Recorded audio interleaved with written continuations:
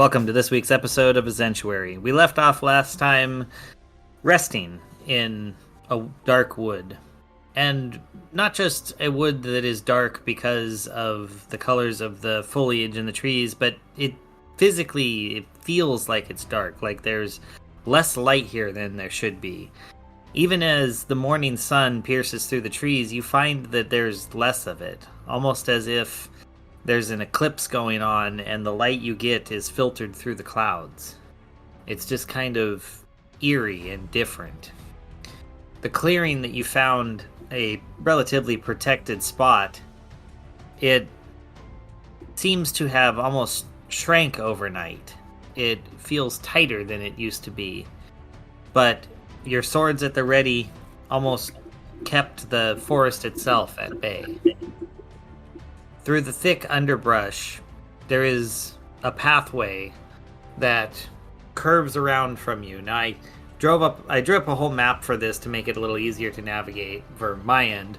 So let's, for the start of this, say that the pathway takes you to the south. Okay. I hate this forest. Yes, it is a dark, depressing forest, but through the night, I wake up and I feel that Freya is supporting and strengthening me. I feel a more capable warrior than I was even yesterday. So there is that. Fear not, companions. We are being watched by something other than an evil thing. Wow, really? In this big forest that we literally just fought a bunch of random girls? We're being watched? Really? How trusting are you of the world? By Freya. I feel a deeper connection with Freya.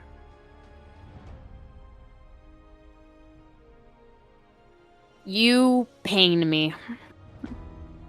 In so many ways. Constantly. All the time. Grimwald, in case you ever get bored, maybe someday we could go to a Temple of Freya. I'd rather die. I would just rather die, return to the earth, and maybe Zaratan can use me then, but I would rather kill you than listen to you talk to me about Freya for any length of time, really. Oh no, it wouldn't be me. It would be one of the priests or priestesses. I'd burn the place down. Holy symbols mean nothing to me. If you try to convert me to your religion, I will return you to the earth, where you belong. It was just an offer freely given. Didn't need to, be so mean about it. What do you expect me to react with? I'm evil! Why is this so hard for you to grasp? You can always change. Yeah, you can always change. Good one, Barry. You think I'm gonna change. Whatever. This stupid forest is stupid and I hate it, and I hate your stupid god of love, Freya, that doesn't even help your stupid love life. Me being too busy to save the world, to worry about love life. I know Freya directs me, so, Yeah, excuses. I'm hearing just it's the excuse train, choo-choo, chugging through.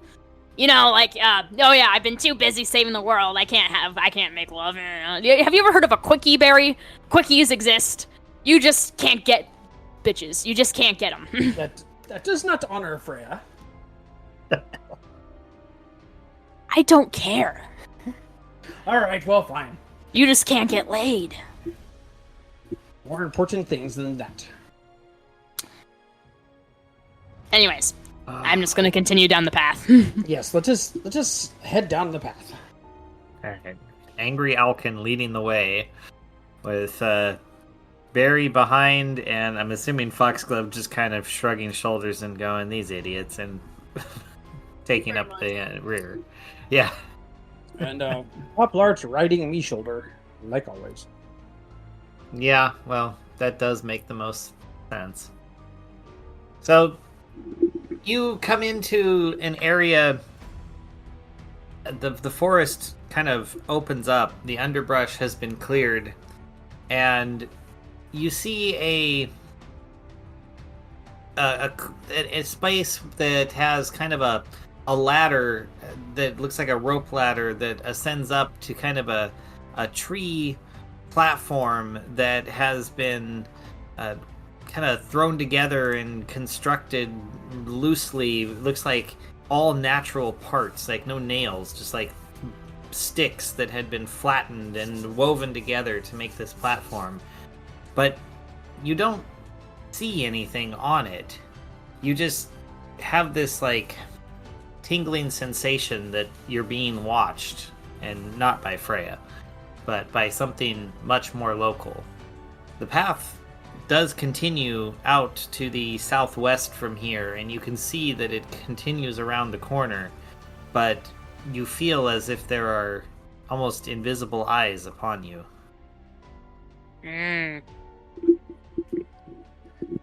Yeah. Grimmel, do you want to fly up and check out the platform real quick? Scout ahead to see if maybe... Scout above, I should say, to see if maybe there are hostiles looking down on us? Fine. No. Flap up and...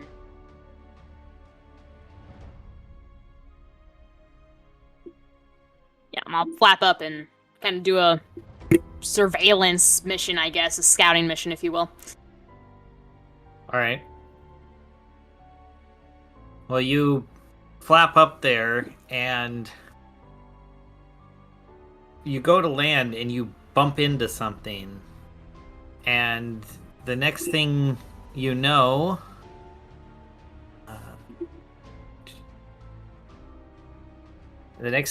you suddenly get hit with a burst of flames that comes out of nowhere and blasts you in the face, doing 6 fire damage, and revealing a creature that was sitting staring at a book in his hand. He had turned invisible, sitting on this platform.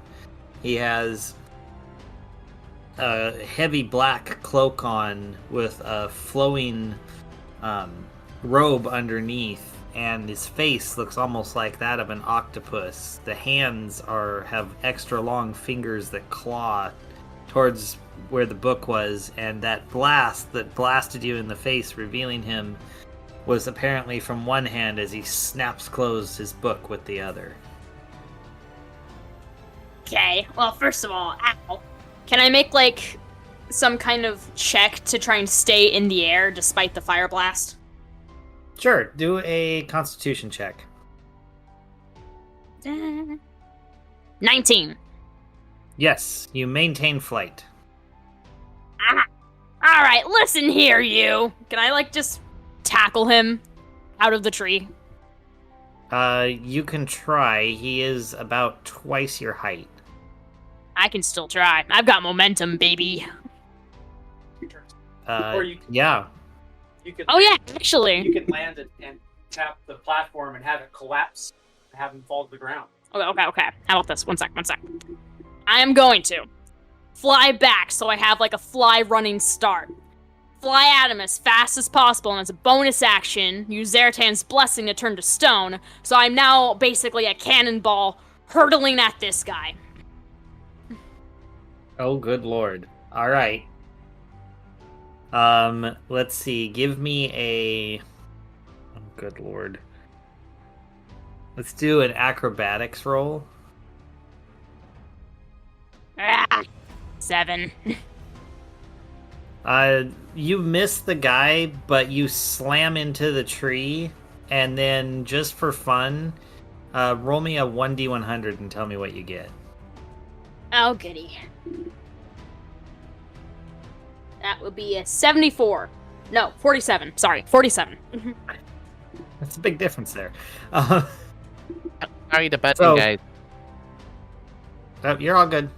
So you slam into... So you miss the guy, but you slam into the tree, and you roll down in solid stone next to him, which causes him to... Let's see. He panics and jumps down to the ground below. Good. All right. All right. So he lands, let's say, from where he is to you. Oh, let's say he's got a good 20 foot separation, and he's staring at you guys kind of in this shocked-faced look. We've got Foxglove, Poplard, and Barry. You guys are all staring back at him.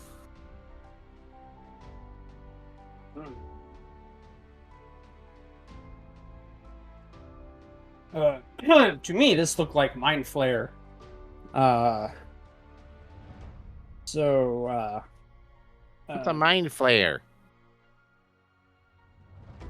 I think it's the thing that killed me once upon a time. You died? From what I understand. Technically, we've all died. Technically, yeah. So anyway, this does not look like trustworthy creature, and it threw fire spell at Grimmel. So me going to rush forward and take mighty swing at it with Sword of Freya. Okay.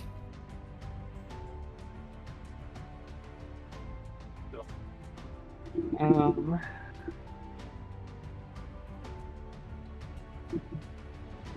17 to hit. That hits. Oh, fantastic. All right.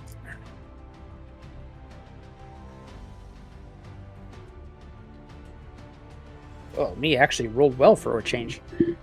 Okay, so that'd be 16 slashing damage and an extra 5 radiant damage. Jeez. Yeah, that strikes in. All right, me take second swing at him with Freya. Sword of Okay. Freya. Me nat one that one. Oh no. Yes. The curse of the Uh, dice. All right. So let's see. You go to take your swing, and let me see if what I've got here. If there's anything useful in his. I'm trying to just find something that would have make it make sense, with his abilities. Da-da-da-da.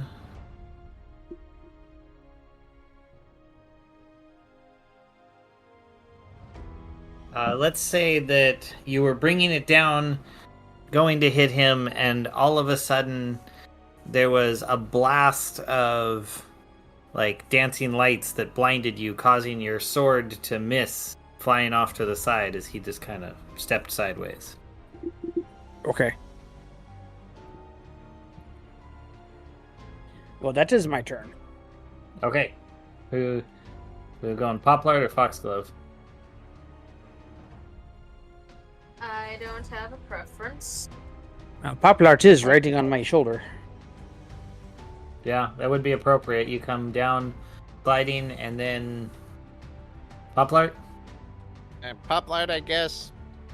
Would he still be hidden with that miss? I'm guessing he's no longer hidden. No, you're definitely right in front of the creature's face. Alright. Poplard then just goes, ah! From the miss. And it's a 17 to hit. Jeez, that even hits.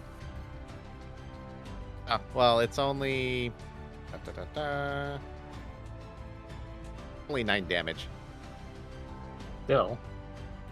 Okay. Alright. Alright, Foxglove. Bonus action. Poplard scurries to try and hide behind Barry's cloak again. Okay. Scurry, Poplard, scurry. Alright, we're gonna do an oldie but a goodie. Vigorous mockery. As per usual. Okay. That is a 19 to hit to cast. Oh, good lord. Yeah, that hits. Alright. Cthulhu wannabe looking ass motherfreaker. Like, wow. You're just like, okay. Yeah, wow. Was Cthulhu your idol growing up, huh, buddy? Did you have an inspirational poster of Cthulhu on your wall just going, today is a bad day because all the kids made fun of you again for your stupid face. But you thought maybe one day you'd be as cool as your idol Cthulhu? Wow, you are just a fanboy, a wannabe fanboy. And that's like just the lamest kind. You're not even your own boss or monster or anything. You are nothing to us. You are nothing in this battle. None of us care that you are here because you're just a sad Cthulhu reject ripoff, okay? That's what you are. And that is a 9 damage. Oh.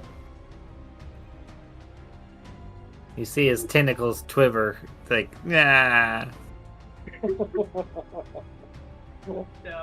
Alright, with my extra thing, I shall give someone Bardic Inspiration who wants the extra of 1d10.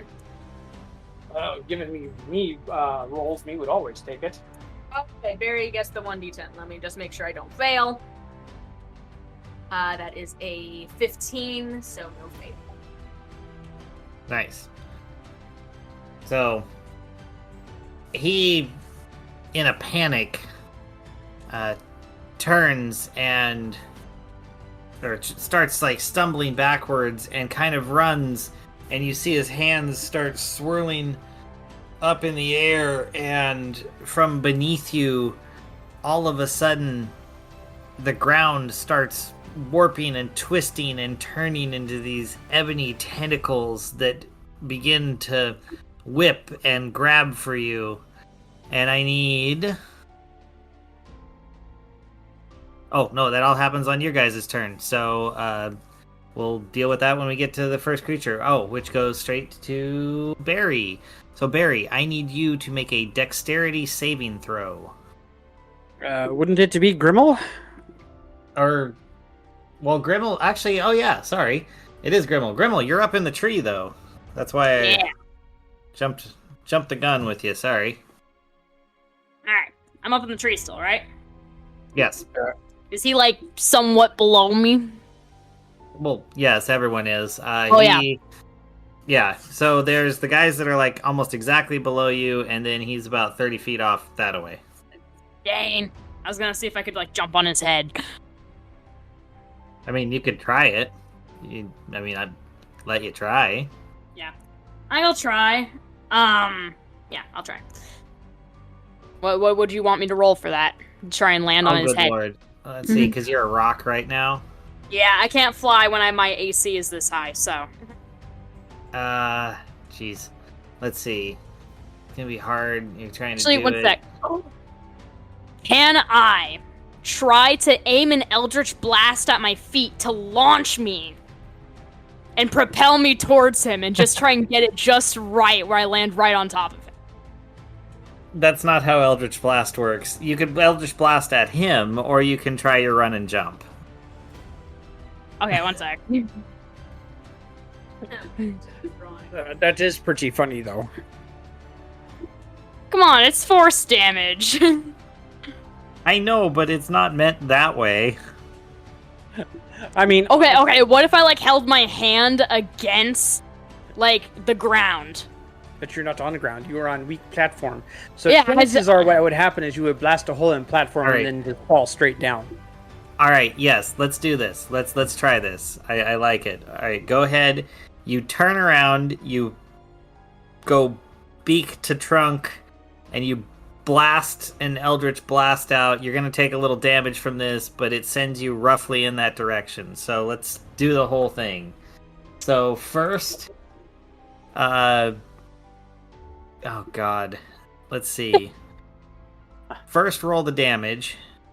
Okay.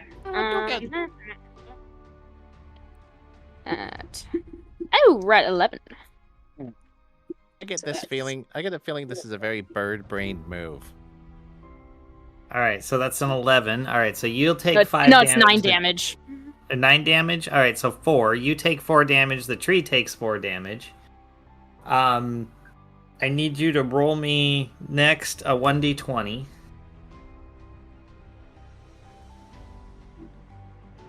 Seven. Dang, I keep rolling. No, this is a good one. Oh, okay. All right, and then the third thing I need you to do is roll a. Oh my god, let's do acrobatics. Big money, big money. That is a 19. You nail him. And you're a stone, so let's double the damage on the fall. Let's do 2d10. 2d10, alright.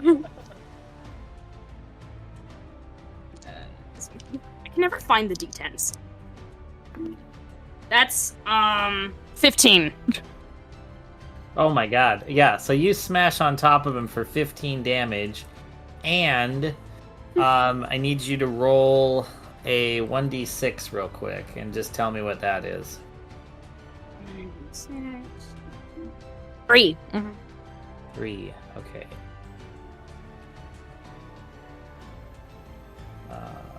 Got it. Alright, we'll get to that in a second. So, alright. Barry, your turn. And dexterity saving throw. Well, yes, because that is what me is known for. Well, Let's see here. That is actually not too bad. 16.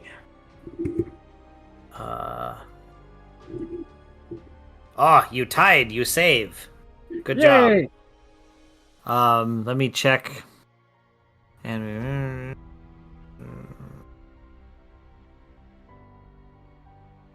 wait, creature enters the affected area. Oh, okay. All right. So I misread one thing. But you actually, since you started your turn here, you start out because he had cast the spell he did was taking 9 bludgeoning damage from these swirling tentacles, but you break yourself free and you are not restrained, and you're able to attack. Yay! Alright, we take mighty swing at tentacle face with Sword of Freya. Aha! As me rolling, me is chanting, no whammies, no whammies, no whammies. And that is 19 to hit. Yeah, that definitely hits. Alright, me rolling for damage. Alright, that is... me actually doing well with 8-sided die. That is 13 slashing damage and 5 radiant damage. Nice. It's a heck of a hit. Yes. Does that hit me too? No. No, you rolled off like a bowling ball. And me take second swing at tentacle face. Okay. Thank goodness that was not a nat one. But that is 15 to hit. Ah, that ties. So you do not hit. He Oh, well. barely steps to the side as your sword slips down next to his body. Okay. Yes, thank goodness I have such a huge attack bonus, because that was just rolled a 3 there. All right, so I've got a couple things we got to do for Poplart. So first, Poplart, I need you to make a dexterity saving throw.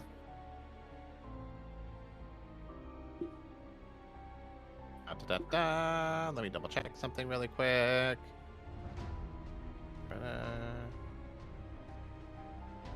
That is 22.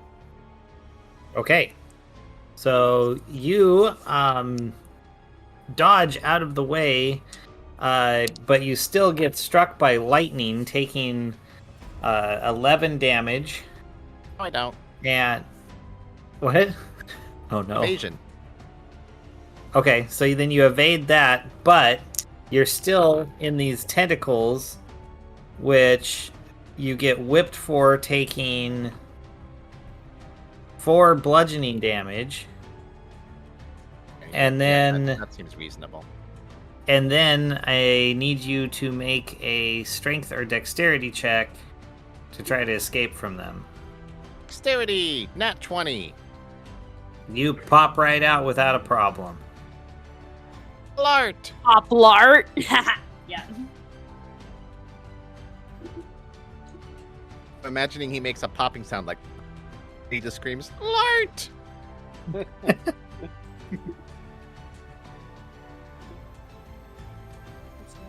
All right. Well, now you can freely Just like do. my mama. You okay?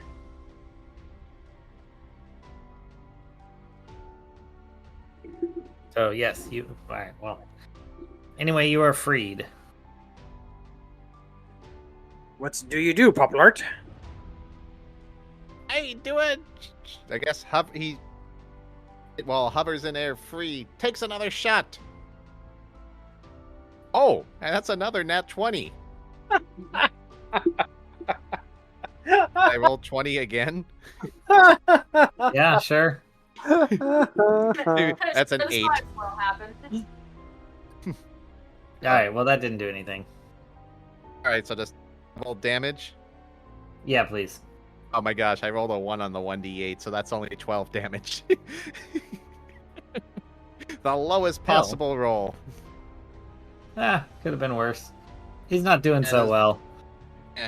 Guess his bonus action, he's disengaging. Run away. All right. So let's see. Then we go to Foxglove, who takes 3 bludgeoning damage, and it is your opportunity to do either a strength or dexterity to get out. I choose dexterity.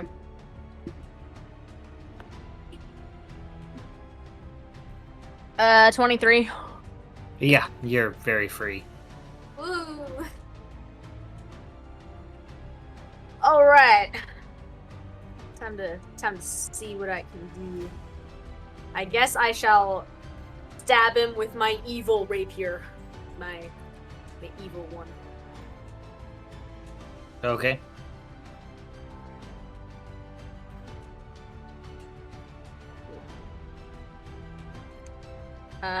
That's a 16 to hit. Also, shouldn't I have rolled a wisdom save at the beginning of Oh, combat? yes, you should have. So it's a Go 16 to ahead. hit with the evil rapier, and wisdom save is 18. Yeah, you're good on both of those. All right.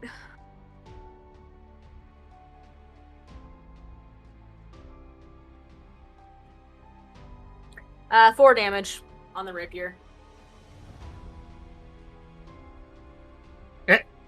All right. That's funny. You stab it. Well, I'm laughing because you stab it into him because I rolled for hit points at the beginning, and that takes it exactly to the hit points I rolled for him. So, I guess you stab him, and as you slide it in, there's this kind of a sizzling melting that occurs of the flesh around where you stabbed it. And you pull it out, and he just kind of slumps over and falls to the ground. Cool. Well, we did it, guys. Show somebody to turn me into fried chicken. I were now. You know, I was trying to give you guys a little something. Why did you have to point anything out? Now I'm never gonna be fun again. You're welcome, Foxglove. I'll trot away. Alright. Me thought you were very funny there, Grimmel. Me got the joke. Of course, Foxglove had to go and be technical. So Barry's an ass kisser is what I'm learning from this. Me just trying to keep peace within group. We do I have mean an ass kisser. a world to save. And we have a lot of people around here that tend to be a little what is the word? Prickly. Hey, is that targeted at me? I feel attacked. You're not prickly, you're fluffy. I'm not fluffy. It is protective poof, okay? It hides my actual body mass. It makes me harder to hit. Obviously. Like gently strokes the head. Oh, fluffy. I'm not fluffy! I'm the opposite. In fact, even right now, I'm not, because I'm made of stone. I am literally the opposite of fluffy right now. Stone fluff. No! I am prickly. I mean, no, I'm not prickly. Wait. You guys are confusing me. We pulled the Bugs Bunny Rabbit season on him. You guys all suck. You guys are so mean to me. Mean to us, so I don't want to hear it. I am not above resorting to hypocrism. Hypocrisy. I'm going home. Screw you guys, I'm going home. Well, too bad. For you, going home means you have to go back to parents without having ruled the world first. No, I can have a different home. Uh-huh. But do you? I'll live life on the land. Oh, I just gotta wait a little bit longer than, like, the people have signed my contracts already, have to come in, and then I can have them wait on my every beck and call. They'll live for me. You don't have enough of an army to take over the world yet. You take over the world yet. I mean, duh, I know where I'm at. I don't have to go back home. Yeah, Barry. Grimmel doesn't have delusions of grandeur yet. Exactly? I'm confused. Whose side are you on? Who should I be agreeing with here? It's only a delusion if it doesn't come to pass. Exactly. What? Hey, I mean, what? And, like, you can see, like, smoke pouring out of Grimmel's ears as his little bird brain is being overheated by all this back and forth. Yes, me not to understand any of this, but we have a quest to complete, so let us continue along path. All right. You continue on, grumble on and continue on. And probably at this point, my stone skin has worn off. Got it. Well, as your stone skin wears off as you waddle along, and the pathway curves down to the southwest, and then you come into an area kind of on the southeast side. It is a huge clearing, hundreds of feet across. You can see there's another pathway on the far west side, but this particular space catches your eye. The ground is covered with exposed roots that have been woven in a perfect hexagon pattern. And in the center, there is a huge log, like redwood-sized log, that appears to have been hollowed and carved into a giant chest. A chest? Like a treasure chest, not a bust. No. Well, that's less exciting. What do you mean? You're always about money. I hate you. I bet Barry would be more excited if it was the different kind of chest. Yes. Hey, me is not all about what is underneath tunic. Me also have higher calling.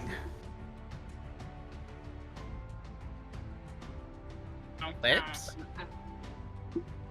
You've yet to show either. Yeah. I'm not exactly sure what you stand for or what you do anymore, but Yeah. I guess just do you. Well, Your style. me thrust into role of trying to save world. So me just doing best me can. That's the only thing you're being thirsty. That's... They both had the same joke.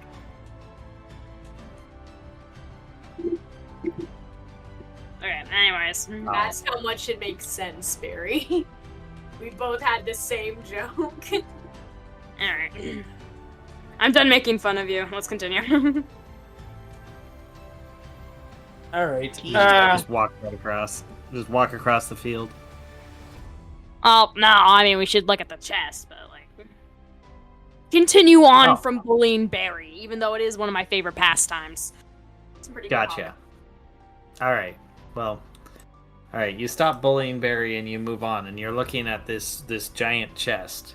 And by giant, I mean most chests are usually, I guess, Grimmel sized and carry, because they're meant to be carried by someone kind of berry sized, but this one is like berry sized and meant to be obviously carried by something much larger.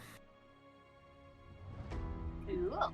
All right. Well, me open divine sense to see if me can sense evil emanating from chest. Boring. You don't get a sense of evil from the chest. You get a sense of evil from kind of everything around you, but the chest, not specifically.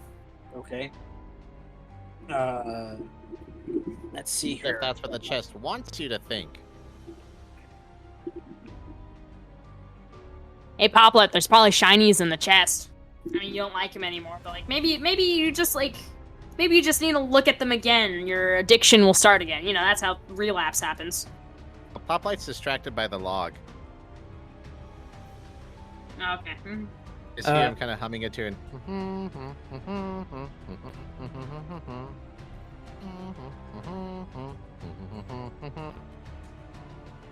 Me going to investigate hexagon and chest. Okay. Which one? They're separate. They're the hexagons on the ground and the chest in the middle of this cavernous area.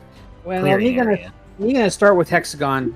Check and see if maybe it is trapped or if there's me can sense magic coming off of it. Okay, then are you rolling an investigation or an arcana? Me gonna start with investigation. Okay, go ahead. 11. You notice that it very much looks like roots. They seem to be tree roots that are just above the soil. Okay, now me try arcana. Okay. Ugh. 4. No, there's no magic there. They're just tree roots. Me don't trust them. It is not normal for tree roots to grow in such a manner.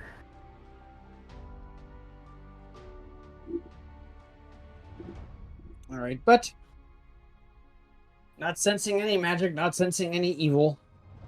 Me going to attempt to step across tree roots.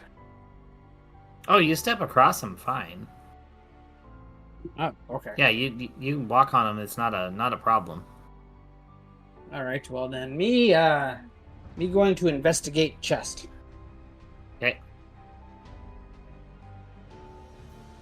10. It looks like a chest, but it's wood. Okay. Me now going to do Arcana check. All right. 2. Nope, there is no magic there that you can sense at all. Poplight goes up and kicks the chest. Okay.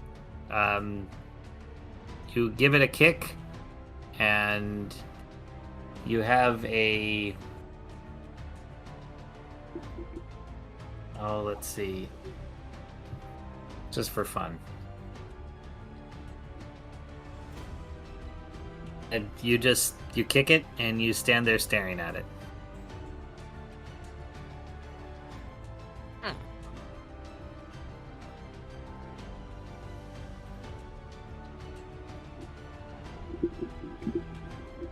Harry, I think I've solved the problem here.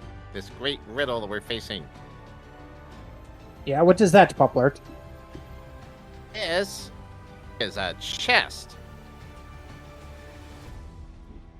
Yes, we know that, Poplart. Thank you very much, but me was more concerned with whether it was booby trapped or containing some great evil or something like that.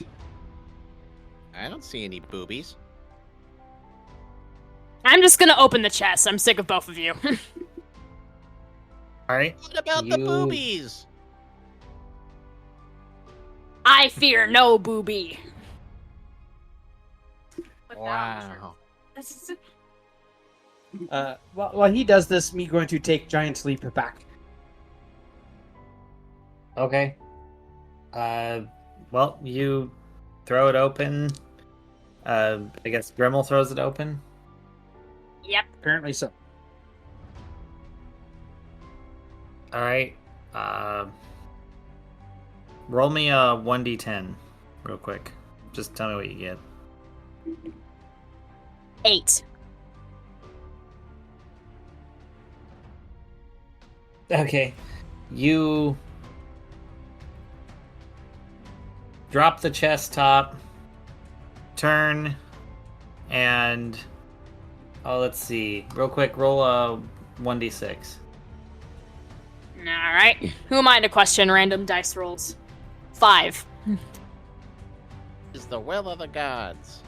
So when you turn, you look over, and you suddenly launch your halberd out of your holding in an attempt to hit Foxglove.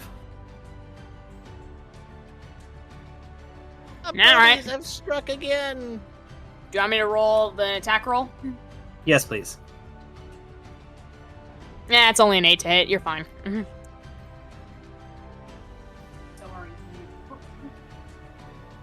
And then you suddenly, like, shake your head, like, why did I just do that? Ooh, I like this chest. Yeah, of course you wouldn't. Oh, yeah, and the lid fell back shut. You had just, like, opened it up, that happened, and then when you stepped back, it fell back shut. Can I use my halberd to pry the chest open so I don't actually touch the chest? We can see what that does, sure. I'll do that then. Alright, you go and stab into it. Give me a strength check at disadvantage.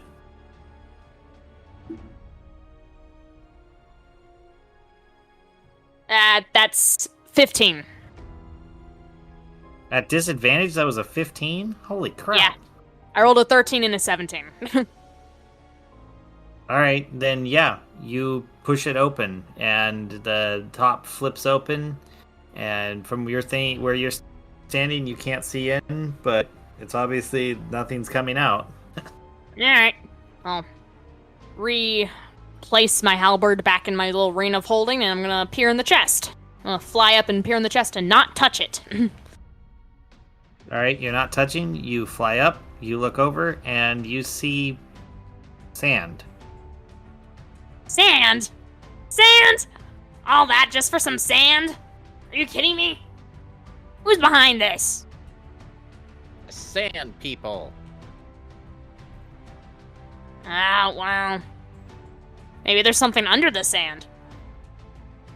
I'm gonna dig through the sand. Alright, you jump in and start digging through the sand, causing it to poof up into the air, and you realize that it's not actually sand, it's more like ashes. It's light, it's heavier than the ash you'd find in like a stove, so it's got like the texture of sand, but it's definitely something that's been like burnt. Oh no. I've jumped into somebody's urn. Oh no. This is not good. There's like nothing of substance other than the ashes. Nope, there's nothing in here, and I need you to make a Constitution saving throw. That is 14.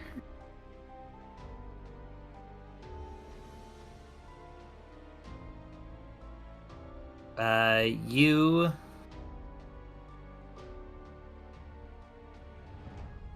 oh god. You take 11 necrotic damage as you feel the mist, the crap all over the dust all over your skin, just like burning. As it's like you've had a dust bath, but it burns.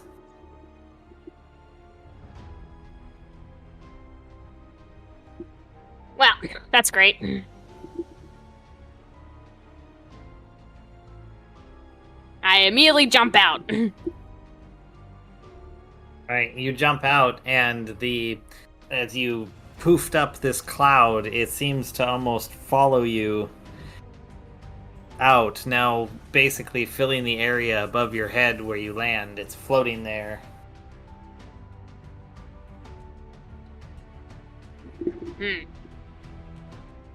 Me say, prayer to Freya and hold out a holy symbol.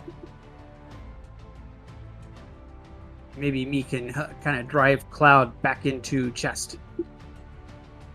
Yeah, roll, let's see.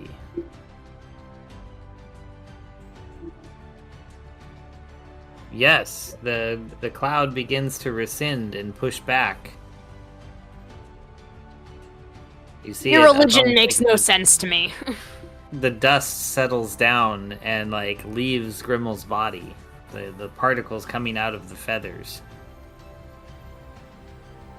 Okay. Me take out spear, run around to backside of chest, and push lid closed with spear real quick. Right on. Let me. Yeah, you close it in, and you hear almost that shifting sound of sand as it like settles back down into the bottom.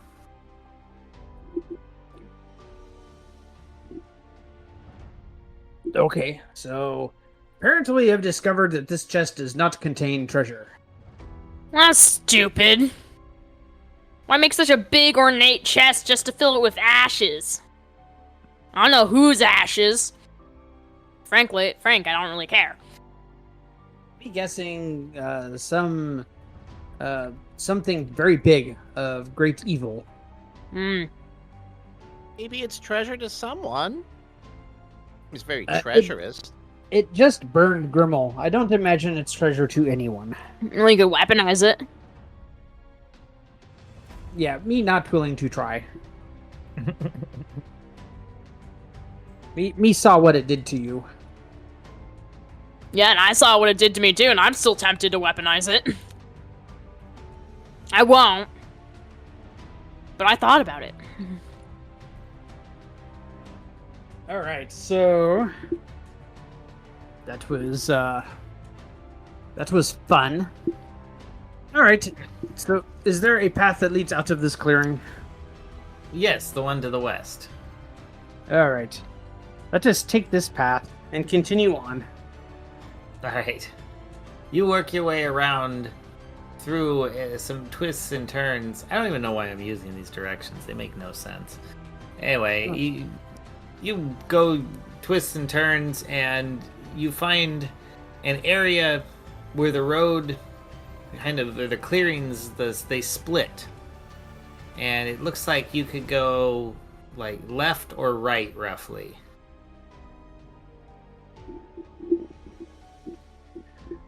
Well, companions, it looks like we have come to a fork in the road.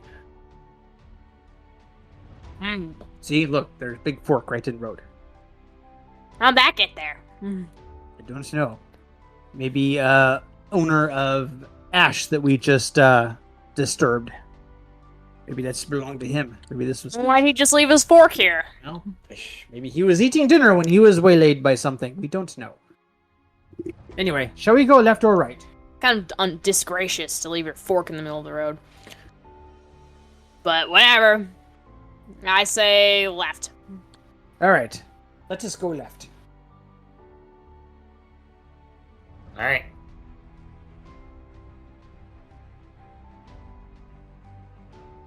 As you round the bend, following the left path, you see what looks like a ruined siege weapon, and a sulfurous odor kind of hangs in the air.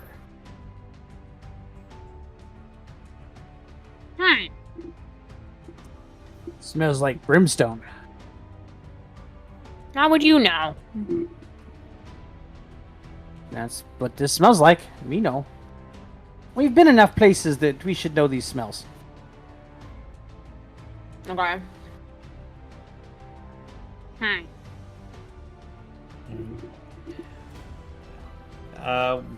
Let's see. Because you guys have a pretty good passive perception, so we'll just say that you hear what sounds like crunching in the underbrush around you. Oh, great. Is this crunching like something is moving through the underbrush, or is this crunching like some big predator is chomping on bones? Like something moving. Okay.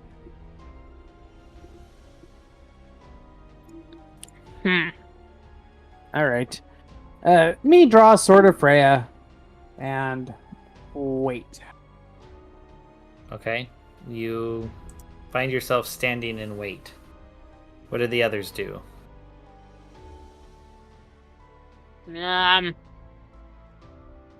Tell Bruce to keep an eye out.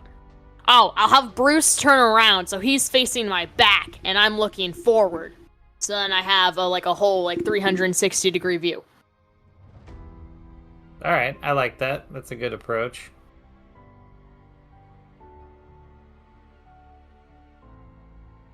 All right. What is Poplarch doing? Popeye shrinks down and tries to hide in the underbrush because he doesn't want to be seen. All right. So, yeah, you go down into the underbrush. So, let's see here. The movement ends up sounding like it's to the side and almost behind you guys as you're looking around and watching. And then, let's see. Give these guys some disadvantage. Suddenly, from between between the bushes and the trees, you barely catch with your eye flying through the air. Very first, one of them hits you. It looks like a huge dog, but its flesh is almost dripping off of it. You can see it parts of it fade into the shadows and disappear, almost like it's not even fully corporeal. And that first one just slams into your armor, but you deflect it off your shield. Then another one jumps out, and all right, nat 20s. And let's see. One of these That days, is- then, I'm going to come over and do a dice exchange with you. That's not the dice, it's just the roller. Well, he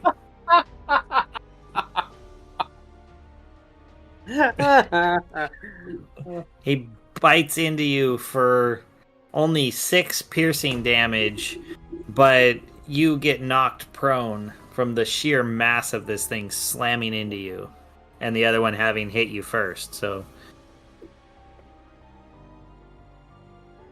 all right. Then let's see. Bruce starts tapping Grimmel on the head, signaling there's another one. All right. Okay. I quickly make a 180 turn and cast Eldritch Blast.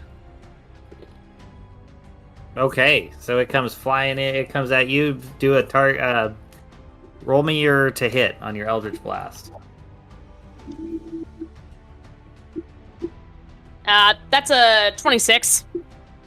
Oh, that totally hits. Yeah. You see, if I roll literally anything above a 5, I'm fine when it comes to spells. However, that is not always the case. Wait, is there multiple or just the one? Well, that's your first one. You do get the multiple Eldritch Blasts. Yeah, okay. You want to roll your second to hit? I think you get 2, right? 3 now. 3? Well, roll all 3 of your to hits. Okay. Second to hit is a 13. Guess what? I rolled a 4. Still hits.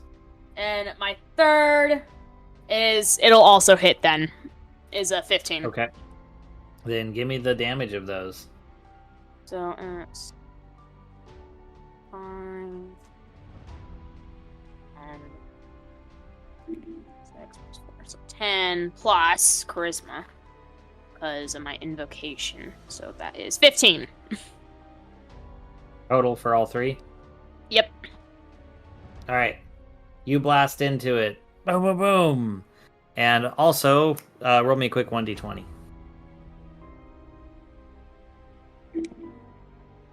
2. 2. And okay. Oh my god. Alright, so that boom, you hit those three, and I'm just gonna roll this one real quick. Poplart is suddenly lets out a scream from his space in the bush.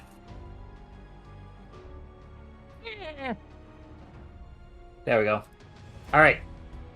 Now, the last of them. Let's see. Foxglove, you hear a growling in your mask, like it's readying, like warning you of something.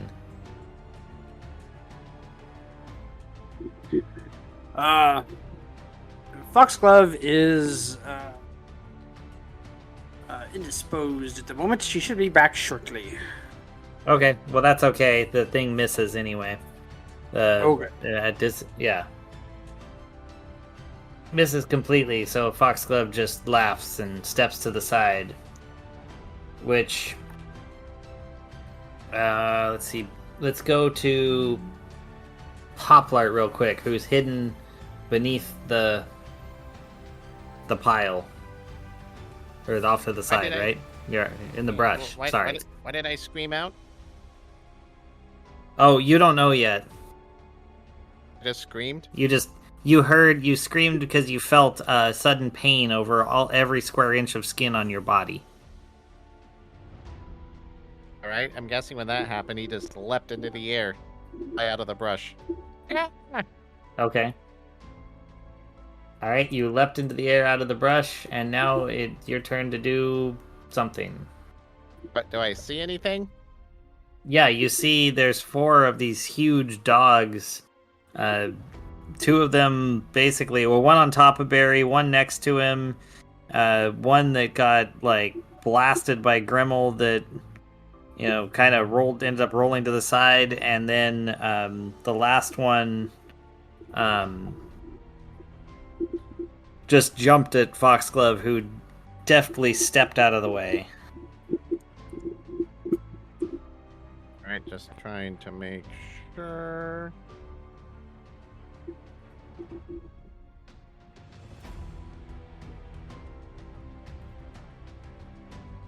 Just trying to make sure, because let's see here. You don't need advantage on the attack roll if another enemy of the target is within 5 feet of it. So for the 2 dogs at Barry, they're within 5 feet. Yes. Aha! Poplar says, Barry! Pops off a shell. Oh my gosh, that's only 12 to hit. That does not hit. Man, I either do nat 20 or like horrible. So, okay, so Poplar screams, Barry! And pops off a shot and misses. And then I guess just kind of keeps hovering there. Alright. 20 feet Barry, off the ground. well, you're on your back. You want to fight this thing off of you? Well, yeah. Is it like on me? Yes, it's on top of you. So it's holding me down? Yes, but you could knock it off in multiple ways.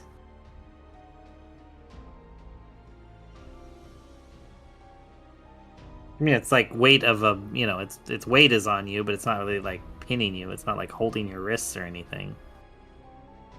Right, me just trying to figure out best way to do it. Improvised weapon. Grab the dog and hit it with the other dog. Yeah, don't think that's gonna work. We're not Well, unless doing you Latin try here. it. Jeez. All right, so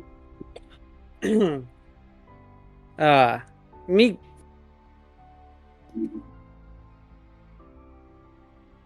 Okay, me adjust grip on Sword of Freya with Gauntlet.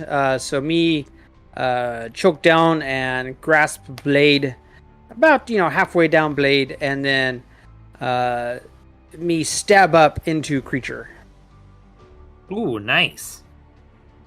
All right, half shaft. Let's call it a disadvantage strike. Is not how you normally would use your weapon, but I'll still give you proficiency because I mean you're very proficient with the sword. Yes. So first roll was 15. Second roll was 13. So 13 plus 12 is 25. Yeah, you stab right up into the belly of the beast. All right. 1 second here. I gotta double check my stuff.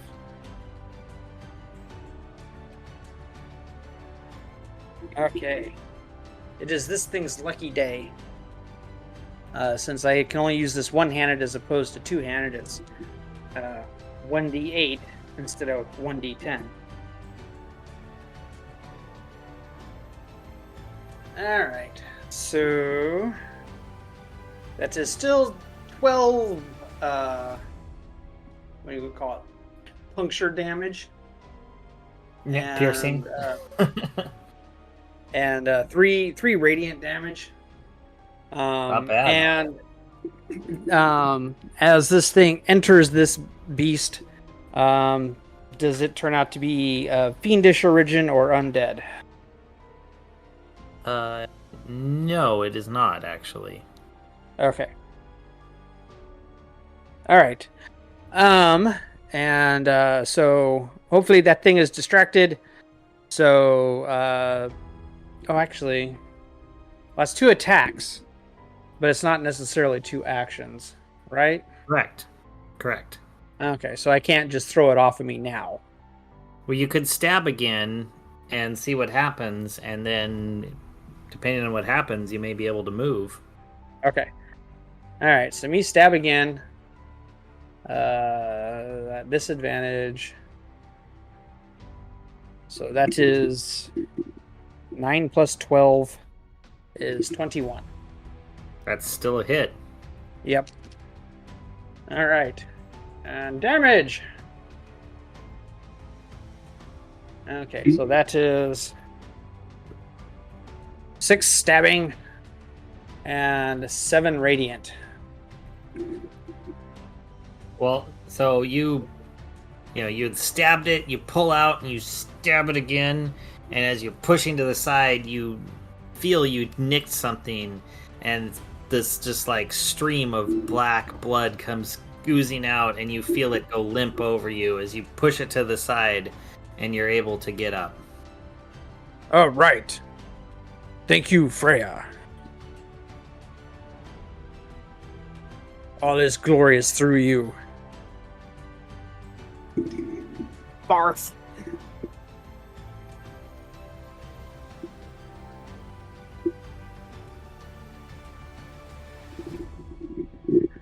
All right. Whose turn is it now? Is it Foxglove? Well, it would be the second creature that had, because the one had leapt at you and missed. So the one that missed goes in for a bite. Okay. Tries to bite you. And he nat ones. Oh, fantastic. I'm not sure how, but yeah, he goes to bite, and probably just like you move your shield, and he just like breaks off a tooth. And let's see. Yeah, let's just say he like breaks off a tooth and injures himself, and that's gonna be a big tooth. A big old canine snaps off, so he does like 5 damage to himself. Me not use shield, by the way, but maybe he break tooth on me grieve. Or grieve, sorry, I forgot you're a shieldless one. Yes. Gave him a grievous wound. Yes. Alright. That one that Grimmel blasted tries to ready itself and come charging back in. And that does a 17 to hit. On Grimmel, yes, that hits. Alright.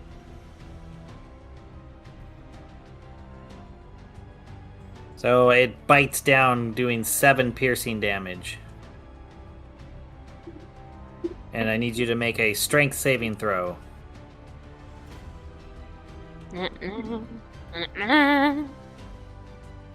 16. You take the bite and you growl back at it. I would. And it's your turn. Alright, well, see this guy trying to bite me. I don't take too kindly to that.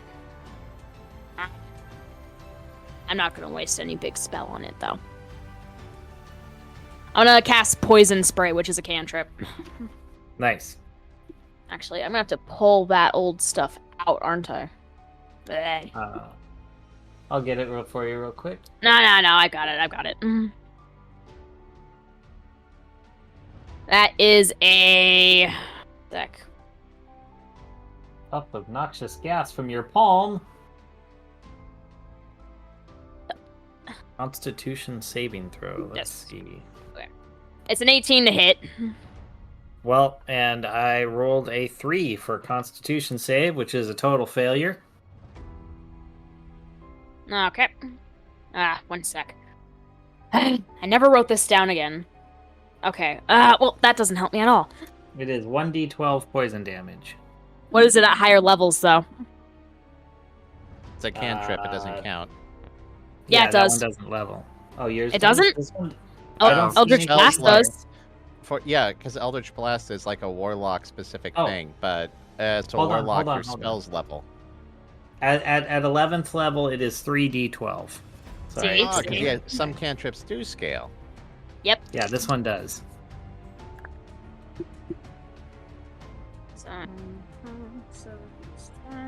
That would be 17.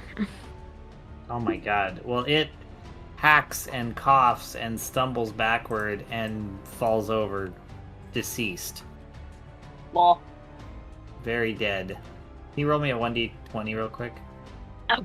What's with this randomness on my cantrips? 17.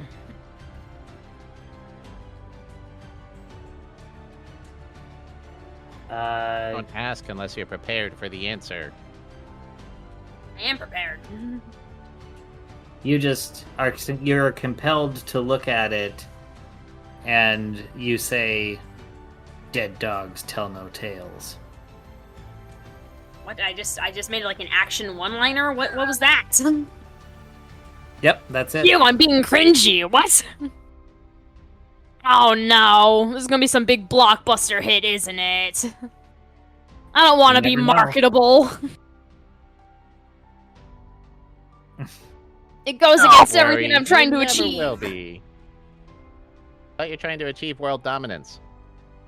Yeah, but I don't want people to be happy about it. Yeah. Maybe someday they make cute plushy toys with your face on them. No, anything but that.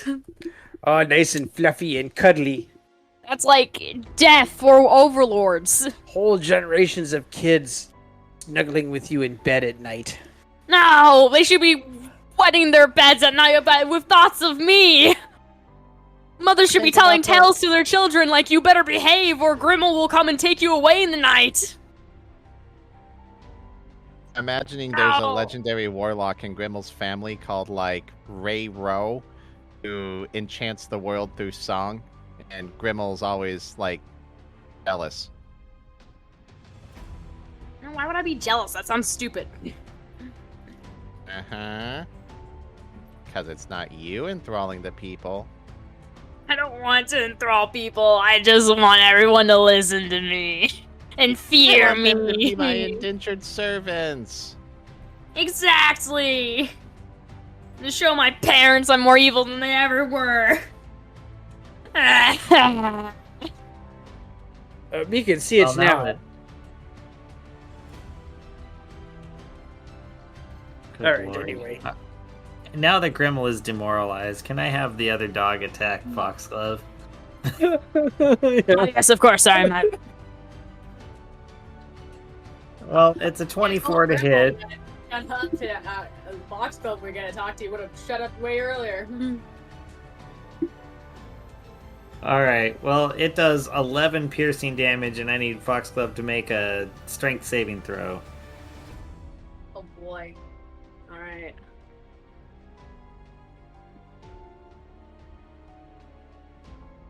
Uh, 10. You get knocked back to the ground. Oh, and I need you to do a wisdom save real quick. All right. 12. Well, where's that thing? This is always a hard one. Does that one count or not? Yeah, we'll say it's fine. So yeah, you just get knocked back on the ground and the dog's on top of you. Great.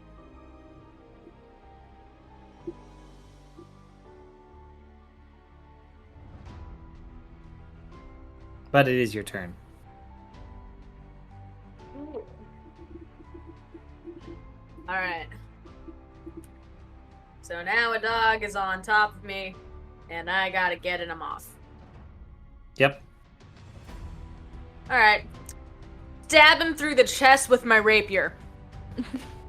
Right on. You're down there. You're gonna be at disadvantage, so you grab your rapier, give it a stab.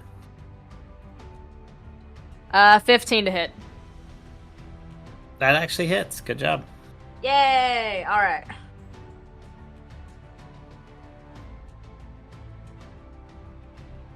That is 4 damage. All right.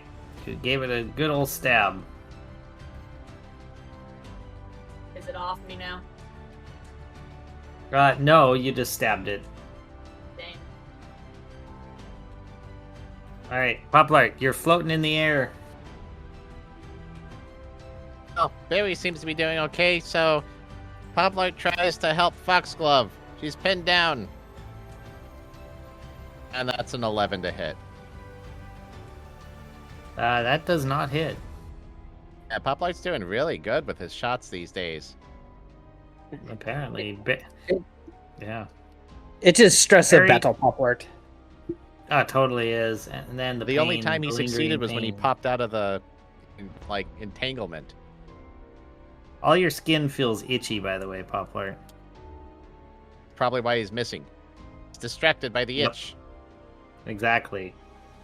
So, Barry, it is you, and there's that dog next to you, the one that broke its tooth. Yes, me will take mighty swing at it to a sword of Freya. Go for it. Oh, that was a nat 20. Nice. Give me a second roll. Me rolling again.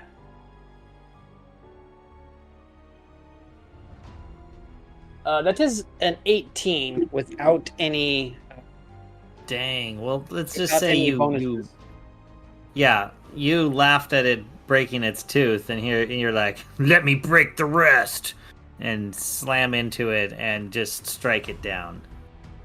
Right. Me behead dog. Yay! Take that one out of context.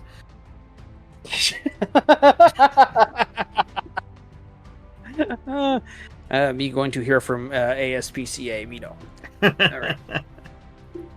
Then me quickly run over to dog that has Foxglove, and let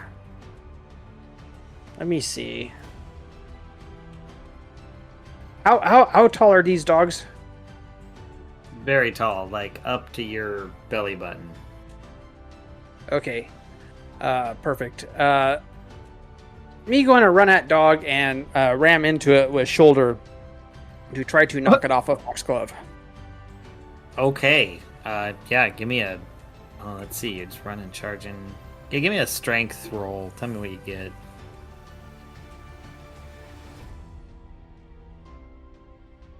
That is a 19. Oh my good lord. Yeah, you slam into it and it goes flying. Let me do a strength check on it.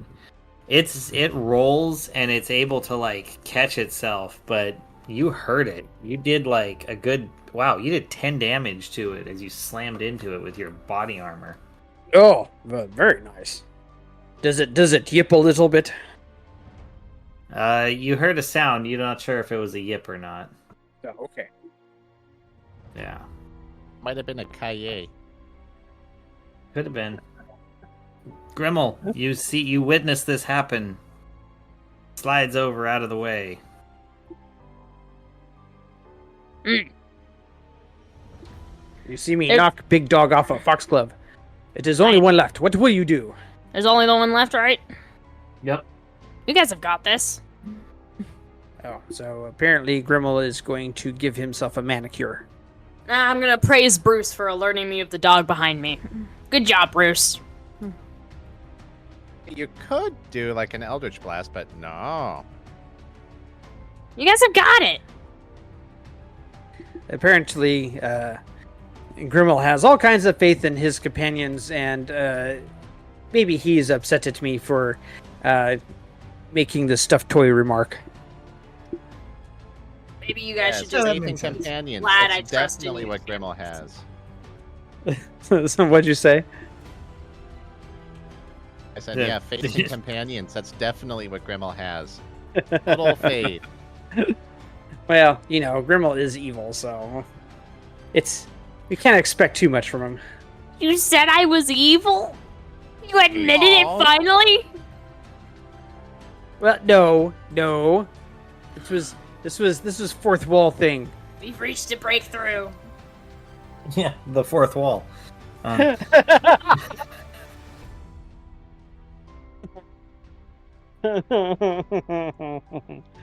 right. Anyway, so whose turn is it next? Well, it would be the dog, but I just decided to roll its disposition and natty nat one. So I'm gonna say that it, after getting rolled by you, it just starts like cartoon running, digging claws into the ground, and jumps into the underbrush, running away. Oh, okay, that makes Can sense. Poplar try to do a shot at it at disadvantage? Of course. Ah! This is a 21 to hit. Disadvantage.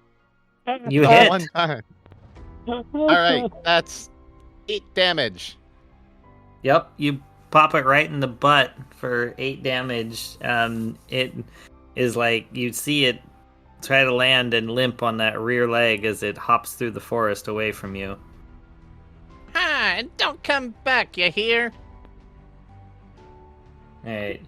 As you say that, you turn back to the group, and everyone looks at you with just abject horror on their face. What's up, guys? Like, scratches himself on the face, like, what's going on? Like, So- you proud of me? So everyone else, looking at Poplar, you suddenly realize that he is tattooed over every inch of visible skin and probably places you can't see with graphic, lurid scenes. Poplart. Yeah? You look like you look like porno graffiti right now. No graffiti. What is that? Porno. You look like something that people draw on walls at bars or outside on walls of buildings at night. You've got tattoos all over you that are of sex. Sax? Poplar looks at his hand. Like, oh. What is that? Oh no, we ruined him. Bruce, look away! That's not where things like this go. Me walk over to Poplart and look him over and be like, okay, me've done that. We've done that. We have not done that yet. Oh, make a note of that and try that out later. Harry, is this from Freya? I hope not. You are not always paladin. talk about love and stuff, and what is this? What did Freya do to me? Me don't think this was something that Freya would do to you. It's not her style. You always talk about this stuff, and what is that? Point Freya. to a particularly lewd one.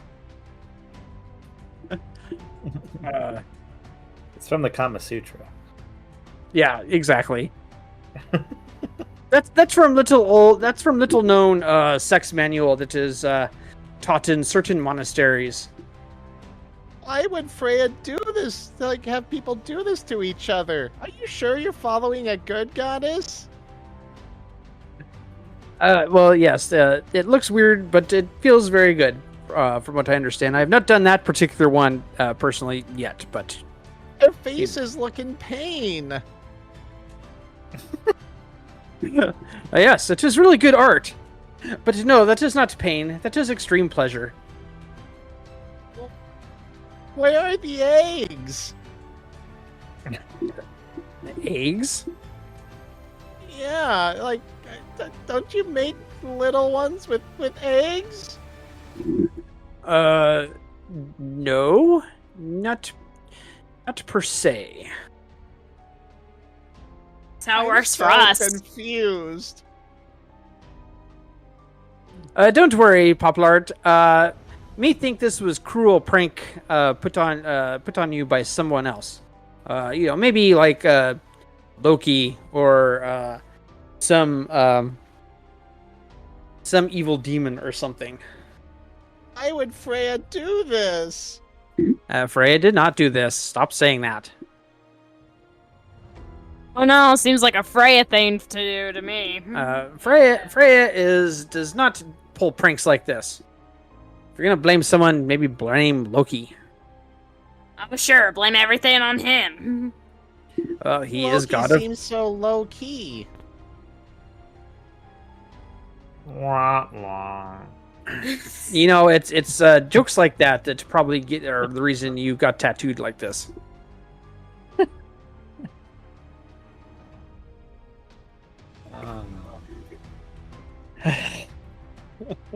Goddess is cruel and unusual. I Is it punishment? keep telling you, me goddess would not do this. A demon would definitely do this. A demon would think it would be See? funny. I knew it. This sort of action is evil. Wait, that means you're following evil. Oh, Poplart, you just don't listen. I'm listening. You're not No. thinking. Sometimes you just gotta walk away from him. Yeah, pretty much. Let's see here. Maybe there's something I can do.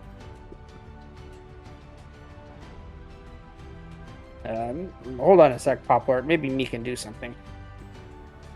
Probably doesn't Like want you starts to. rubbing his arms. Like, unclean. Clean.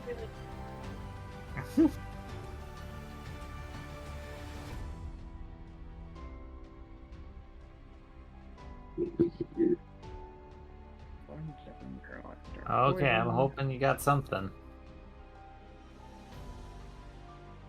Well, I where do mean, you I find can it? I can cast Lesser Restoration on him, which would end one disease or one condition afflicting it. However, it says the condition can be blinded, deafened, paralyzed, or poisoned.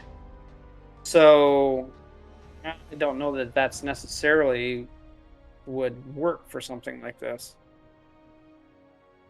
Well, tattoos they are an immune response. It's your immune system holding on to the ink instead of releasing it. So if you're doing a restoration, technically you should be able to push the ink out of the skin. All right, well, me try that then. Me cast Lesser Restoration on him. Civil, uncouth, unclean. It is 11 plus 8 is 19. So 19 Yeah, to cast. So you did rather well with that. All right. So me lay hands on Poplart and cast Lesser Restoration, and does that mean I'm going to say that tattoos fade from skin? Yes. The ink oozes out of his skin into a puddle. Okay. And then once me is finished, me look at Poplart and I and say, now that right there is power of Freya. wouldn't need to do that to me in the first place, then I wouldn't have to be restored, would I? She did not do it to you, Poplart. Take the earwax out of ears. That's just what a paladin of Freya would say.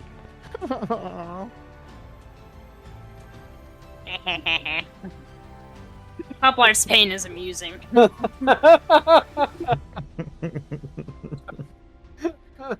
I've seen this kind of thing before already in Playbird magazine. It's nice when the birds get to play. This is just wrong. Well, you'd think it's alright until you see that exposed cloaca. What's with the angles of everything? You'll understand it when you're older, nice mature age like me of 2.5 years. Why would I want to get older if this is what's awaiting me in the future?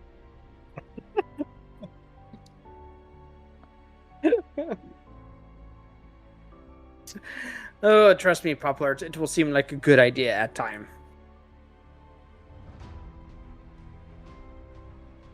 That sounds like what a zealot would say. All right, well, now that Poplart is properly demoralized, I guess we continue on our way. Hey,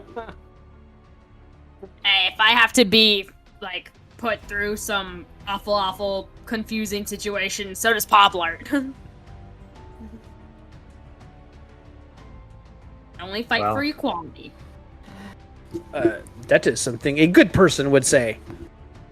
Not in this case, no. And by that I mean, if something good happens to me, I want it to only happen to me. If something bad happens to me, everyone else must suffer. That sounds like something you would say. Exactly. Anyways, moving on. A coincidence, that's what he did say. I did, that's true. Oh my god. So- We have confirmed the Grimmel is not the doppelganger. Alright, so you give up on Poplart and walk away. And you get down and around a couple of bends, and you're met face to face as you come around the corner with a tall, sunken skin, looks like a zombie, but at the same time, he's just kind of putting up a hand, waving at you to stop.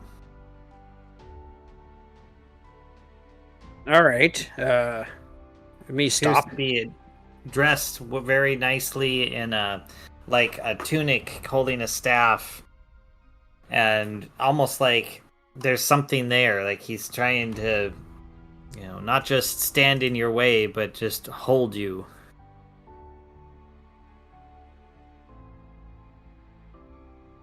Okay. Me hold up holy symbol of Freya and say, leave us. We are on holy mission from Freya.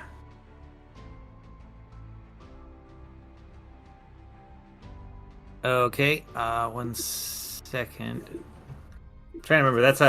It's a roll to resist or something, right? Yeah. If they're undead, they can I think so. Hold on a sec.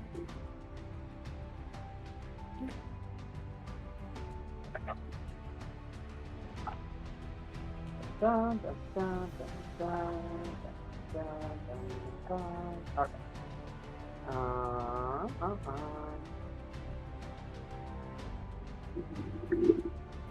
All right, I'm looking.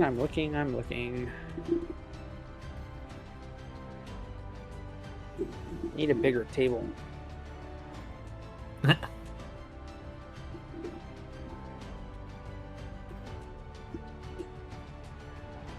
I know I have it written down, but I've got a That's lot alright. of things written down.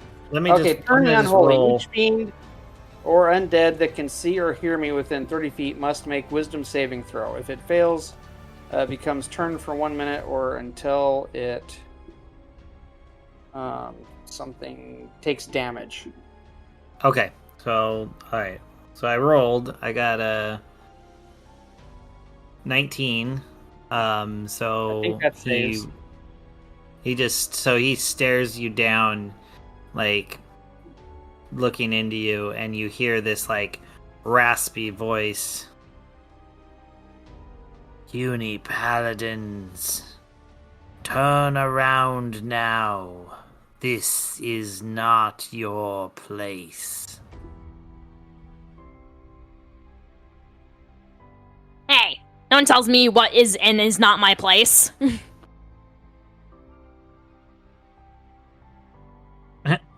Okay. I know he was talking to you, but it was in my general vicinity and I'm offended.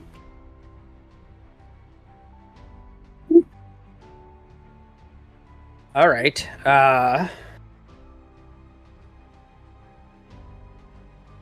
Well, does anybody else want to do something? At all. Hey, Bruce, can you hypnotize him to let us past?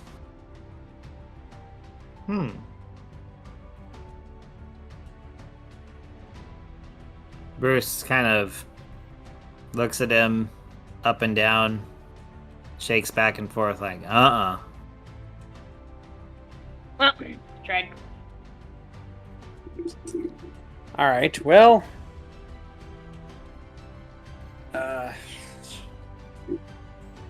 Me open divine sense to sense if it is evil or not. Oh yes, you sense he is very evil. Lawfully perfect. evil. Okay. There can only be one. Wait, he's lawful evil? Ew, gross. Who wants to be evil and abide by some kind of set of rules? That's dumb. You're dumb. And after that a couple of moments, you hear that raspy voice. You have been warned. And suddenly he disappears, goes completely invisible from your sight. Oh, great.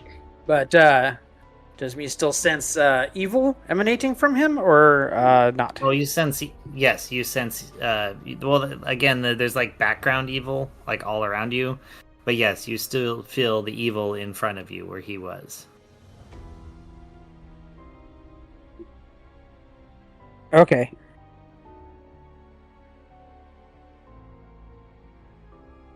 Hmm.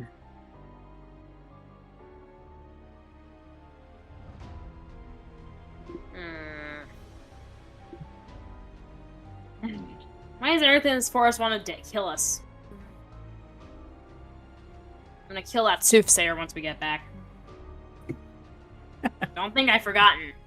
I won't. All right. Me looking at something real quick. Okay. Anyone else want to do something in the meantime? Uplight's still too traumatized. Well, Both spells. Both spells. nah, I've got nothing. All right. Well, you guys are just gonna chill out. No, all right. no. I'm still. I'm thinking. I'm thinking I can do something here, possibly.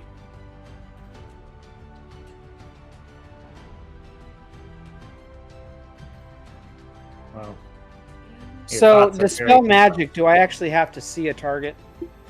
Most of the time, yes. You know, let's see. It'll usually specify if it has to be a target within sight or not. Well, this is a third level abjuration. It says choose one creature, object, or magical effect within range. Any spell of third level or lower on the target ends. For each spell of fourth level or higher on the target, make an ability check. Using your spellcasting ability, the DC equals 10 plus the spell's level. On a successful check, Oh, the the range. spell ends. Yeah, Huh? the range is 100. The range is 120 feet. So, Yeah. I guess, yeah, if you wanted to you wanted to cast it, you could. So this is an oath spell. Would this take a spell slot? This is I one of don't my. know how oath spells work. Okay, let me double check. I mean, I assume that's how it works. Let's see, Paladin. Oh, spells. What's the deal with spells? So yeah, I'm guessing it's just They a do spell not I count. know. Huh? Yep, you can just use it. It does not count against your spell slots. Oh well, fantastic. All right. Well then, yes, I will attempt to dispel magic. All right, go for it. Okay. Do I still have to roll, right? I do believe so. Okay. I have a mechanic question. Yeah. Since Poplart is intrinsically magical, being a fairy, would this impact him at all? No. Okay, that's good. Let's see.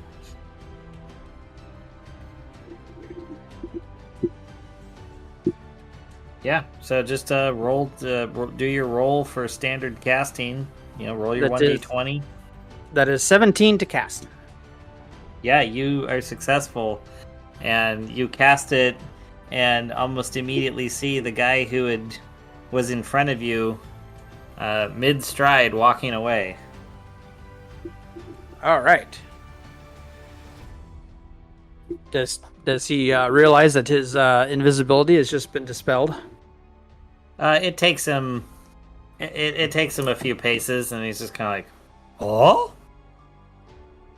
Okay. I'm sure Well- it feels dumb now. That is my action. What does rest of party want to do? I don't feel the need to attack him. He's not really being offensive. He's just kind of walking away. Can I just laugh at him? Like, Sure. cool. That's all I do. Laughing is a free action. All right, that's all I do. Foxglove, did you want to do anything? No. Okay, Foxglove does not. Does Foxglove's mask make any reaction to this dude? To him, no. Okay. Populart, what about you? Poplart's just watching the guy walk and doesn't see any particular need to get involved in hindering his way. He's just minding his own business.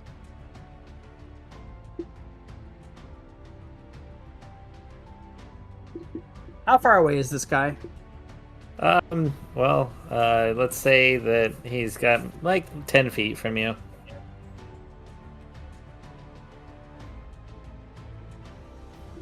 Okay. He literally just turned around and started walking away, is all. All right. So we go through one round. So is it back to me then, since no one else is doing anything? Yeah, why not? Let's see where this goes. All right. Well, me is less conflicted about it, and Conflicted. I'm saying, he's not doing anything. He just looks like a dumbass right now. well, yes. Well, me sense that he is great evil, and he has warned us away from this path, which means we want to go down this path. So, me take mighty swing at him with Sword of Freya. Oh, okay. And that is going to be, I believe, a 22 to hit. Well, yeah, that very much hits. 23, actually. Still, yeah, you hit. You don't have to keep adding it on. Well, devil's in the details. Accuracy is key and all that kind of stuff. Fair enough. I thought the devils were in the 9 hells. Oh, Poplar. One sec. Gotta find my stuff here. Okay. You material All right. planers are really confusing. Yeah, so are you. Alright, onto those. Okay, 5 plus 7. Such as 12 slashing, 8 radiant, and I'm guessing this guy is completely undead, right? Oh, yes. Okay. So 8 radiant, and then he gets an extra 2d10 of radiant damage once I roll.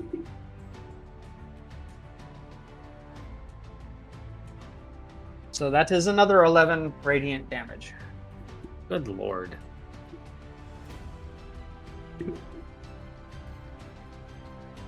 Freya does not like undead. And then me roll for second attack.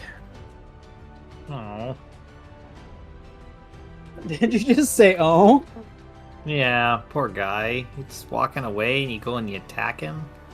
Well, I mean, to be fair, Barry's kind of on a hair trigger because it seems like every time we let something off the hook, it comes back later and bites us. So he's not as forgiving, especially since it feels evil. If it felt neutral or felt good, then he'd probably let him go. But since it is evil and undead, and he called me a puny paladin, you know. So that second one is 19 to hit. Oh, yeah, that hits. Okay. All right. So that is 8 slashing. Only 2 radiant. And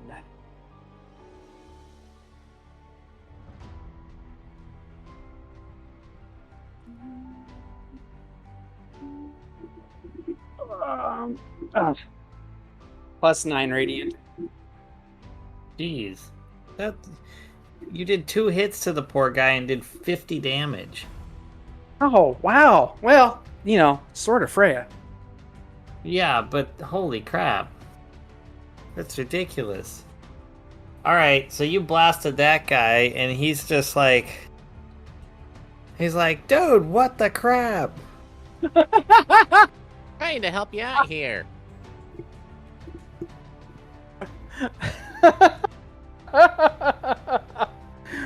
Me told you me was on quest from Freya. Me cannot turn aside. He's just walking You- away. Yeah, you see him, like, suddenly, like, throw up his hands and do some movement, and it's like a little doorway opens and closes over his body, and he disappears from in front of you. Oh, okay. Proud of yourself, Barry. Do me sense his evil is now gone? Not gone, just, like, a few hundred feet away. Oh, okay. Well, I don't think me sense stretches that far. So, Okay. Congratulations, Barry. You shimmy shaked him into oblivion. You happy now?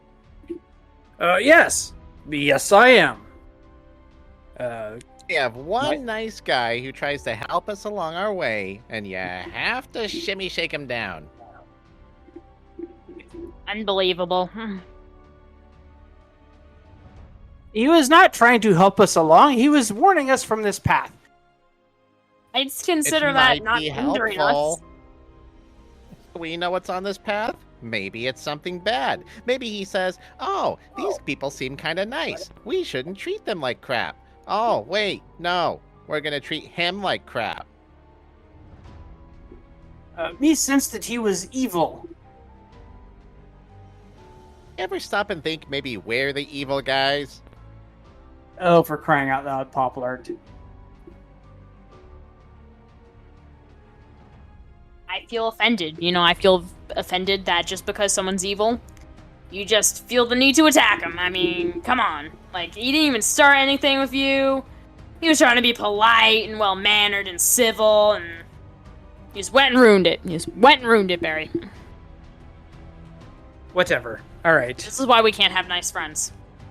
Well, if we would have nice friends anyway, Exactly. you would just try to recruit them to your evil army. Yes, and for that, they would be nice.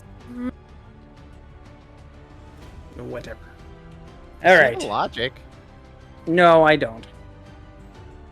Well, that sounds like a personal problem you should try to consider for, you know, your own personal constraints on these things.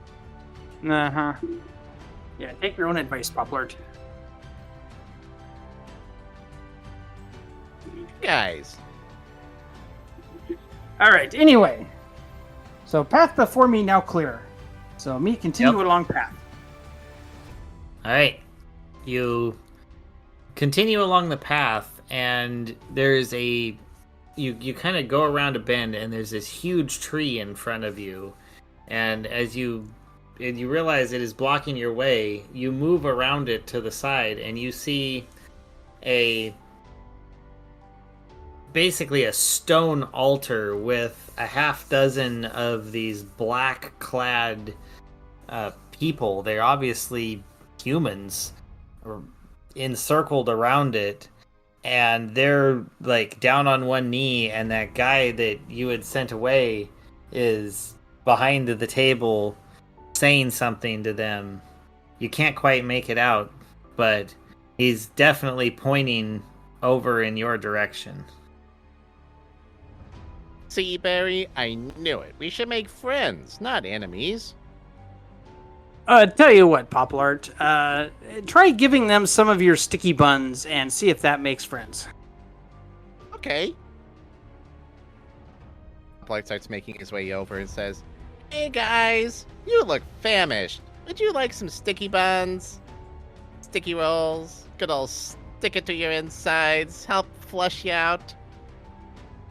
They all look at you, and then one of them says, "Is this the one that attacked you?" And the first guy shakes his head no, but he was with them.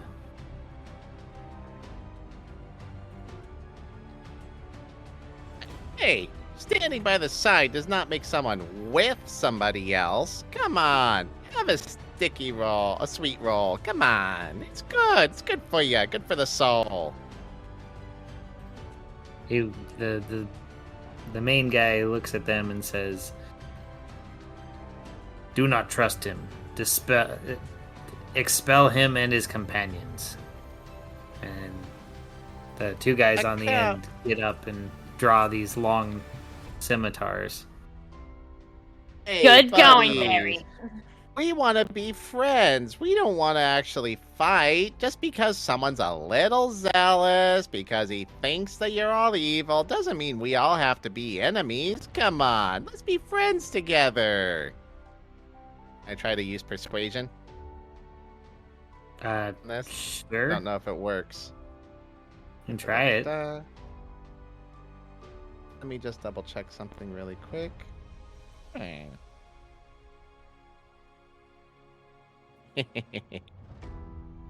That's a 22 to persuasion.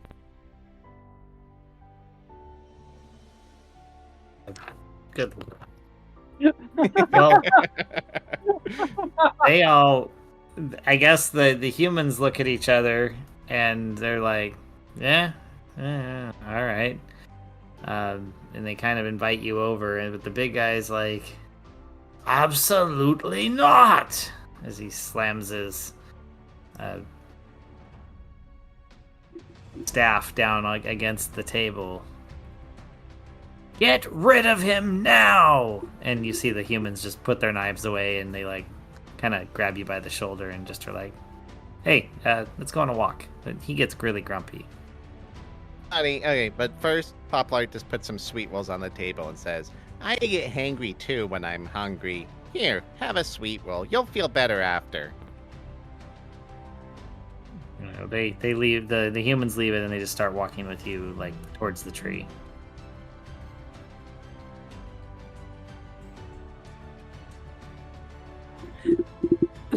So are they walking Poplart back to us, or are they walking him? Oh, we went No, around back the to tree. you. That's right. So back to us. Well, they're Okay. yeah. So back to you.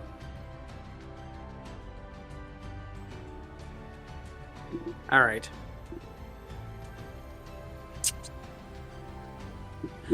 So when they get to us, me stand firm and me say, no, we not leaving until we get more information, a better explanation than what we were given. Why can we not come this way? They just look at you like, and they look down at Poplart. Is he your friend too? Usually, but sometimes he's a bit grumpy too because he doesn't eat his share of sweet rolls on time. Here, have another. Papa just keeps forcing sweet rolls into their hands. Well, the guy takes a bite of it, and he's like, "To not eat this is blasphemy. You are a bad man." He whips out his knife and leaps at Barry with a whole 3 to hit. That's the most weak reasoning to try and kill someone ever, and I love it. Why did he decide to try and kill me? Because You not weren't eating eating sweet your- rolls are blasphemous. Oh. Thanks a lot, Poplart. You're not eating your fair quota of sweet rolls. We need to keep. Also, you that meat attacked on the those guy in the bones. first place. I was No, I attacked his bony boss. gonna say this is karma. All right. Well, me. So what do I do for an unarmed attack? Just roll the hit and use your strength. Okay. So roll to hit plus strength bonus. Yeah. All right. That is a 19 to hit. Me punch him in face. Oh, that hits. Let me roll for... Or imagining like an insulting backhand. Like, you don't even. Alright, More you punch to him in the this face. What's your strength bonus? Plus 5.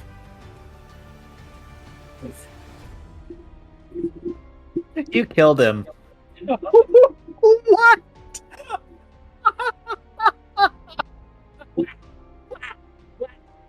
How did I kill him? Well, because the book says roll 2d8 for hit points, and I rolled a 3 and a 2, so he had 5 hit points, and you punched him in the face for 5, and you just, like, snapped his neck. Barry! It's not me fault. He attacked me. He just This- wanted you to eat sweet rolls. This is why we can't have nice things. This, right here. It's not me fault. Me didn't even use weapon. Me just hit him with hand. You know, You ever think about pulling your punches? Like, Barry? I don't really care about this affair. I'm just jumping on the Blame Barry train, like, bandwagon right now. Like, wow, Barry. Can't believe you. Yeah, nice going, Bear. Me sorry. Hold on a sec. Hold on. Like goes up to his buddy, who's I'm guessing shocked by the sudden death of his friend. Says, "I'm sorry, but here, have a sweet roll. It'll make you feel better. I'm sorry about my companion over there. Maybe your friend will get better soon." He just takes a sweet roll and has the 1,000-yard stare as he takes a bite and just goes, I gotta reassess my life decisions. And just wonders, like, And you turns know and what's a wonders good way off. to reassess your life decisions? By signing up for my evil army. That's right. Hi, I'm Gribble Sharpbeak. I'm planning to take over the world someday, and you want to be on the right side when that happens. So if you see this contract here, I mean, we offer dental, and, like, we have pancake breakfasts every once in a while.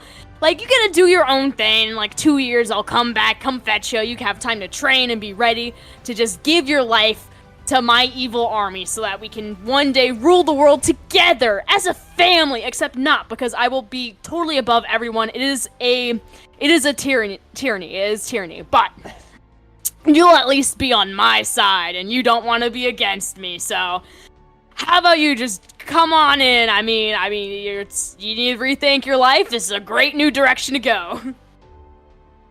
Roll your And- persuasion. Yeah, that's a 21. No, yeah, 21. So the first guy wanders off, and he wasn't even listening to you. But the next two, they heard your pitch, and they're totally sold. All right, nice. Well, I'll give him 2 contracts. Like, there's a contract for you and a contract for you.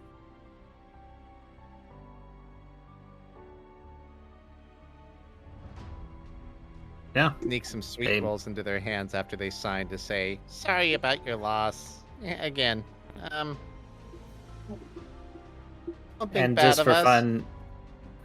fun, I wanted to roll a Constitution check on the guy around the tree. He walks over and sees the guy that Barry punched, and he just throws up.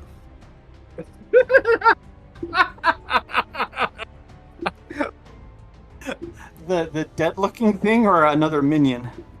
One of the minions. Okay, one of the minions. I rolled a nat 1, so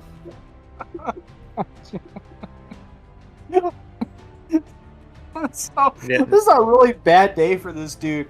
I mean, in the space of just a couple minutes, he takes a beating, and then his minions, one gets killed, 2 get co-opted, and the other one is puking. Yeah, it sucks to be him, I guess.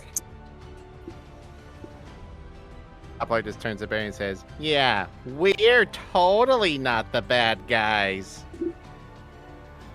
I am the bad guy. I mean, I feel like I've made that very, very clear. Grimmel.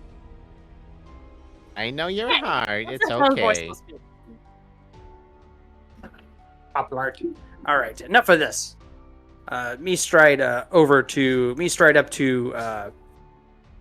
about 30 feet away from dead guy and be like, "All right, why were we not supposed to come this way?"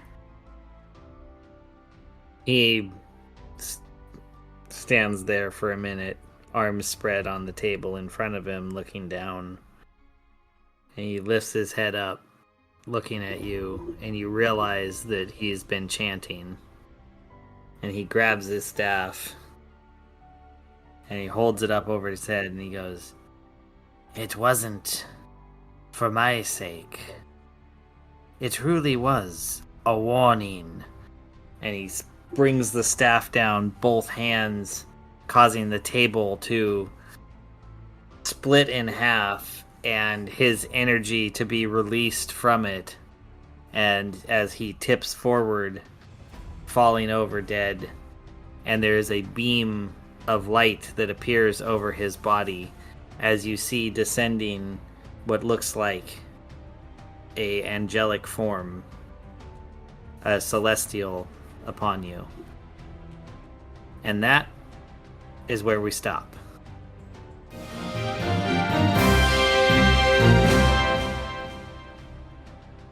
Nice going, Barry. Barry. Me not scared of celestials, and they tend not to deal with evil beings that much. They're kind of on opposite ends of the spectrum, different sides of Yeah. coin, you might say. And bear in mind that next week is our Halloween episode. Da-da-da. Woot woot.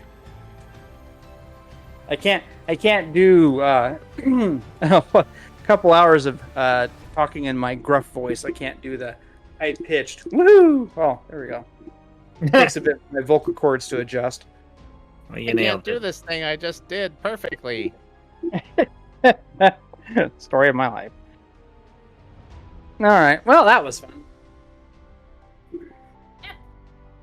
I always like finding creative methods to kill people. Like just dropping on top of them like a bowling ball. Yeah, That was just the- brilliant. The Give thought it of like you a wrecking ball. as in, I can just see it in this world. Instead of there being teddy bears, there's going to be Teddy Grimmels, and maybe eventually one day, Teddy Ruxpin Grimmel, where magically it tells stories to kids at night before they go to bed. It's all propaganda. It's all like join Grimmel's evil army today. You know? Grimmel's bedtime stories are Edgar Allan Poe. Yeah, and they all end with you dying because you didn't join my evil army. No, I can see you hiring, script writers and stuff, and actually having good parables where, they tell stories like fairy tales, except in this instance, Evil tales. if they join your army, it's a happy ending. If they don't join your army, or if they rise up against you, then it's a bad ending. So, Exactly. Tell tales. Ooh, ooh.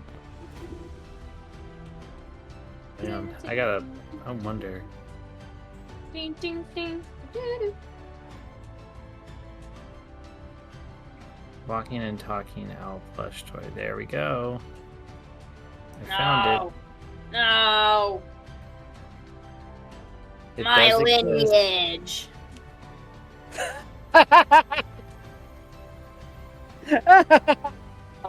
Most evil No. plush toy in the world. No. There you are. No. It can't be true.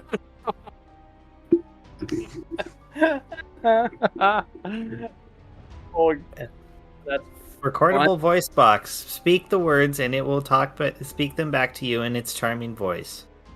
Not charming. The owl's eyes illuminate, giving it a magical appearance that will captivate children and create a delightful playtime atmosphere. Not delightful. The horror. Oh, it can walk on its own. This is the Halloween episode. Already. It's this.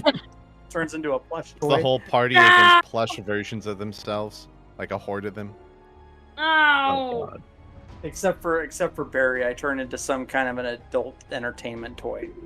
No, ew. That's worse. I know, right? That would be bad. Oh, jeez. I hate it. I Barry hate every part of this. becomes like some kind of version of a Ken doll, Oh, God.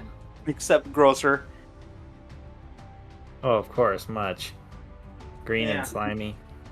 Well, not necessarily slimy. I was just thinking incredibly hairy. So, little girl undress Barry. Of course, typical Ken anatomy. So, perfectly okay. No big log. No big log. Nope. So undress Barry and then find out he's just covered in a pelt of hair, and they'll be like, "Ew, gross! Quick, put the clothes back on." Oh, God.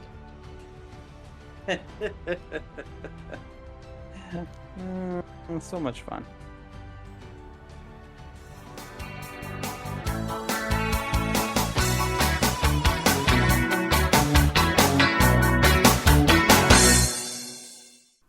This has been an Azentuary LLC production. Find us online at azentuary.com for character bios, merchandise, Patreon, and more. Thank you for listening.